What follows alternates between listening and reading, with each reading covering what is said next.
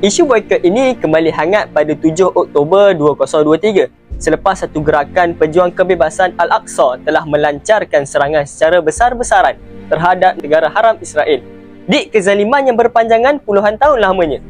Lantaran itu, Israel melakukan serangan balas dengan mengebom ke atas penduduk Gaza sehingga mengorbankan ribuan nyawa yang tidak bersalah walaupun terpaksa mencabuli undang-undang antarabangsa. Sehubungan dengan itu, realiti yang berlaku pada hari ini menyaksikan bahawa sesetengah pihak mula merasakan boikot Israel itu penting, walhal tidak semudah yang dijangka. Dalam senario ini, tindakan untuk memboikot syarikat yang menyokong negara Israel atau sebaliknya dilihat tidak menentu dari segi hukum dan keadaan semasa kerana naratif boikot terhadap syarikat-syarikat franchise sama ada induknya yang berpangkalan di negara Israel atau negara sekutunya berbeza antara satu dengan yang lain. Dengan itu, kemusykilan ini sering menimbulkan tanda tanya dalam kalangan masyarakat tentang hukum boikot itu sendiri, sama ada sememangnya wajib dilaksanakan atau tidak. Justru, masyarakat harus tahu dan dapat membezakan antara hukum dan keutamaan. Oleh itu, kajian ini dilaksanakan untuk menilai semula hukum boikot mengikut peringkat sokongan terhadap negara Israel berdasarkan impak ekonomi melalui instrumen maslahah. Maka bagi mencapai objektif kajian, pengkaji menggunakan kaedah kualitatif untuk mendapatkan dan menganalisis data melalui instrumen maslahah. Kajian ini menggunakan instrumen maslahah dengan memenuhi kriteria yang telah ditetapkan oleh ulama. Antaranya maslahah itu tidaklah berlawanan dengan dalil-dalil syarak yang qat'i. Oleh sebab itu, maslahah tersebut mestilah bertepatan dengan maqasid syariah dan tidak boleh bercanggah dengan asas syarak atau dalil-dalil syarak. Selain itu, maslahah itu tersebut adalah dalam perkara yang logik, iaitu dalam perkara muamalah dan bukannya perkara ibadah. Di samping itu, maslahah tersebut menjaga daruri atau menolak bebanan yang berlawanan dengan kemudahan syarak. Dalam pada itu, maslahah tersebut mestilah maslahah yang hakiki, bukannya wahmi, iaitu sangkaan yang masih samar, dan maslahah tersebut adalah maslahah ramai dan bukannya untuk kepentingan individu ataupun kumpulan-kumpulan tertentu. Pengaji mendapati bahawa hukum boikot terhadap syarikat terbahagi kepada dua, iaitu wajib dan harus. Hukum ini berbeza mengikut bentuk-bentuk sokongan syarikat terhadap negara Israel dan sekutunya yang menzalimi rakyat Palestin. Dalam pengamatan pengkaji, terdapat dua kategori syarikat yang wajib ke atas umat Islam untuk melakukan aktiviti boikot ini. Antaranya ialah syarikat yang berpekalan di Israel dan berpekalan di Amerika serta sekutunya yang menyokong Israel untuk memberikan tekanan terhadap ekonomi negara Israel itu sendiri. Keutamaan kepada dua kategori ini kerana ia jelas memberikan maslahah kepada rakyat Palestin dalam merencatkan ekonomi negara Israel. Hal ini terbukti kerana banyak syarikat yang menerima tekanan daripada gerakan boikot ini. Dalam pada masa yang sama, hukum bagi keharusan dalam memboikot mana-mana syarikat juga diguna pakai di kebanyakan negara, termasuk negara Malaysia sendiri. Hal ini demikian kerana hukum bermuamalah dengan orang Yahudi adalah harus secara umumnya, sebagaimana yang telah dilakukan oleh baginda Nabi SAW dalam membeli makanan dengan warga Yahudi secara ansuran. Rentetan daripada itu, keharusan ini mestilah diambil kira melalui pendekatan maslahah ketika memboikot dengan menepati kriterianya, iaitu bersifat daruri atau menolak bebanan yang berlawanan dengan kemudahan syarak. Hal ini di mana kesan daripada boikot itu memberi potensi kepada meningkatkannya lagi kadar pengangguran disebabkan pemberhentian kerja secara besar-besaran. Justru itu, perkara ini menyebabkan pekerja syarikat tersebut kehilangan sumber pendapatan, lantas menjejaskan keperluan sehariannya dalam memberi nafkah kepada ahli keluarga. Oleh itu, jelas bahawa boikot didapati boleh menggugat keperluan yang menjadi suatu keperluan ke atas individu yang terjejas. Lalu masalah ini bertentangan dengan maslahah yang bersifat daruri.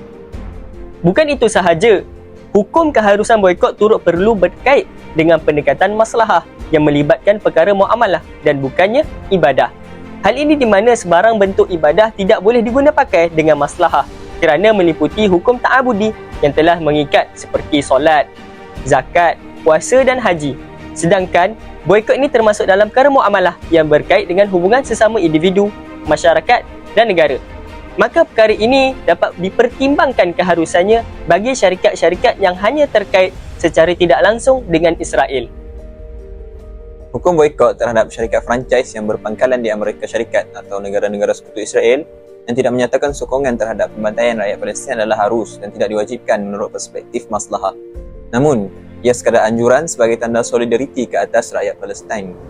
Hal ini disebabkan pada asalnya hukum jual beli dengan orang Yahudi adalah harus selagi mana bertepatan dengan hukum syarak serta tiada bukti yang jelas menunjukkan bahawa syarikat-syarikat tersebut memberi bantuan dan sokongan kepada pihak Israel. Perkara ini bertepatan dengan apa yang dilakukan oleh Rasulullah SAW ketika beliau menggadai baju besi miliknya kepada jirannya yang merupakan seorang Yahudi.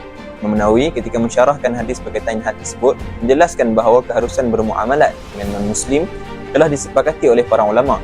Namun, keharusan tersebut adalah terbatas dalam hal yang dibenarkan sahaja. Jika transaksi tersebut berpotensi menjurus kepada perkara haram seperti menjual senjata kepada musuh, apa saja bentuk yang mampu menolong mereka menegakkan syiar agama mereka, membeli kitab agama mereka dan semisalnya, maka muamalat tersebut diharamkan. Selain itu, dalam kacamata maslahah, dakwaan syarikat-syarikat franchise tersebut memberi sokongan kepada pihak Israel adalah berbentuk wahmi atau samar-samar sahaja. Kerana tiada sebarang pembuktian yang kukuh dapat dikenal pasti bahawa syarikat-syarikat ini menyalurkan dana dan bantuan secara langsung kepada Israel. Sekiranya terdapat pembuktian yang jelas, maka jelaslah bahawa boikot terhadap syarikat-syarikat tersebut diwajibkan seperti persepakatan para ulama dalam masalah muamalat dengan orang bukan Islam. Parameter saling membantu ke arah dosa dan kemaksiatan dapat dibahagikan kepada 4 kategori. Yang pertama, kerjasama secara langsung dan diniatkan padanya menolong ke arah maksiat. Yang kedua, kerjasama secara langsung tanpa niat. Yang ketiga, kerjasama dengan niat secara tidak langsung. Yang keempat, kerjasama tidak langsung dan tanpa niat. Contoh bagi kategori keempat ini adalah seperti memberikan wang kepada seseorang tanpa tujuan khusus, lalu penerima tersebut menggunakan wang itu untuk membeli arak. Kategori ini mencakupi urusan jual beli, sewaan dan sedekah dengan orang-orang bukan Islam. Sekiranya mereka menggunakan wang tersebut, wang yang disumbangkan ke arah, wang tersebut ke arah maksiat, maka penyumbang tidak dikira berdosa. Syarikat-syarikat franchise yang berpangkalan di Amerika Syarikat atau negara sekutu Israel namun tidak menyokong pembantaian terhadap rakyat Palestin berada dalam situasi yang keempat, iaitu terdapat kerjasama yang berlaku dalam pembayaran royalti terhadap ibu pejabat di negara asal syarikat tersebut. Royalti adalah bayaran atas pemanfaatan hak ekonomi sesuatu ciptaan atau produk yang diterima oleh pencipta atau pemilik hal tersebut. Secara ringkas, dalam konteks ini, boikot menjadi wajib sekiranya terdapat pembuktian yang jelas dalam memberi dukungan kepada pihak Israel melalui sebarang bentuk sokongan. Namun, hukum boikot terhadap syarikat franchise yang berpangkalan di Amerika Syarikat atau negara-negara sekutu Israel adalah harus dan tidak diwajibkan menurut perspektif maslahah dengan mempertimbangkan hukum asal jual beli dengan orang bukan Islam yang harus selagi mana ia mematuhi syariat dan tiada bukti yang jelas mengenai sokongan terhadap Israel dari syarikat-syarikat tersebut. Justru itu, boikot ini lebih bersifat anjuran untuk mencerminkan sensitiviti umat Islam terhadap saudara seagamanya serta menjadi tanda solidariti umat Islam terhadap rakyat Palestin. Kesimpulannya, pertimbangan maslahah menjadi instrumen yang amat penting untuk diambil kira bagi mendapatkan konklusi hukum dalam isu boikot ini. Secara jelasnya, segala produk Israel itu wajib ke atas kita untuk boikotnya kerana secara terang-terangan syarikat tersebut membantu ke atas aktiviti pembantaian umat Islam di Palestin. Adapun bagi syarikat-syarikat lain yang mana hanya terkait secara tidak langsung dengan Israel, perlu kepada pertimbangan maslahah dengan sangat teliti dan berhati-hati. Dalam masa yang sama, antara usaha alternatif lain yang mana boleh kita lakukan selain daripada boikot adalah dengan mengukuhkan ekonomi umat Islam itu sendiri agar tidak lagi terlalu bergantung dengan kuasa-kuasa besar dunia. Seterusnya, memperkasakan lagi peranan dialog antarabangsa agar dapat membuka mata masyarakat antarabangsa tentang isu Palestin ini. Sekian, terima kasih. Settle dah. Dah. Aku cadang